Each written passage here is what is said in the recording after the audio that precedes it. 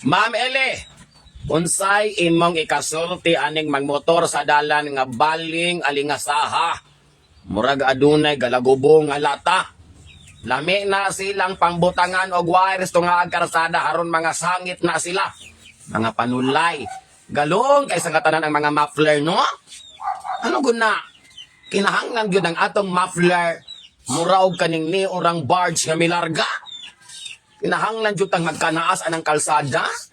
Maginalong anang dako kay nga kadlawon nga nay nga tulog nga mga senior citizens. Musa ko na sa inyong utok mga dodong. Ikasikat na ninyo kung maglagubo ng inyong mga motor. Galong kaayo mga maring. Mayong tagkausarang agi magpinadto pinanhi. Mga wala bay mga sentido kumon nga nakahatag na sila og kaning kagalong sa mga kalsada.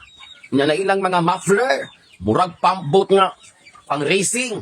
Oy, naunsa man mo mga dudong. Oy, kabalo ka wala may problema kung maga-muffler mo diha. Kana inyong mga motor, gadahunog anang dako kayo nga gabi basta kay naa mo sa insakto nga lugar nga wala mo'y matugaw. Wala ba mo'y mapirwisyo nga tawo.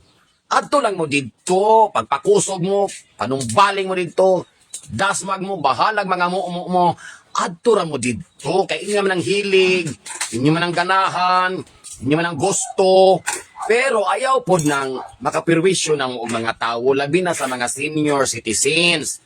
Kabalo ba mo kanang kanaa sa inyong motor sa dakong kadlawon, kanang mga senior citizens, mga dodong, kung makadungog nag-alingog mo kay isang tanan, dili na kabalik o katulog. Malipay dai mo ana.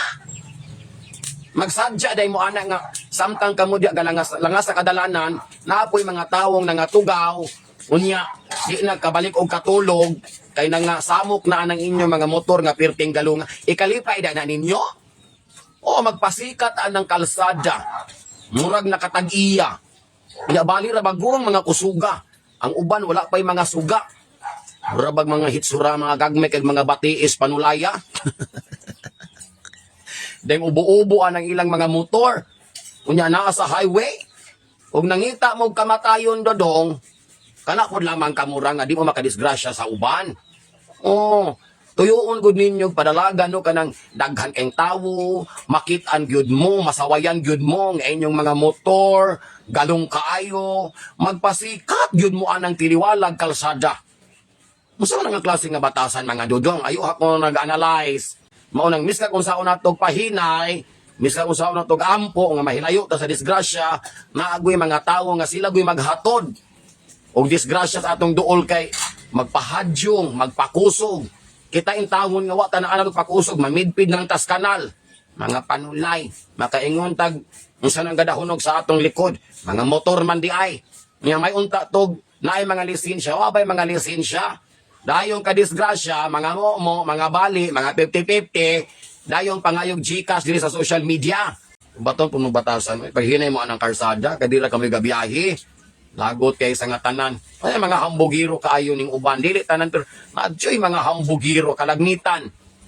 Makapakanaas rag motor, rag mga sikinsa. May problema nato no ano po ka na dili makontrol no? Ano po ka na siyang di mga wala-wala?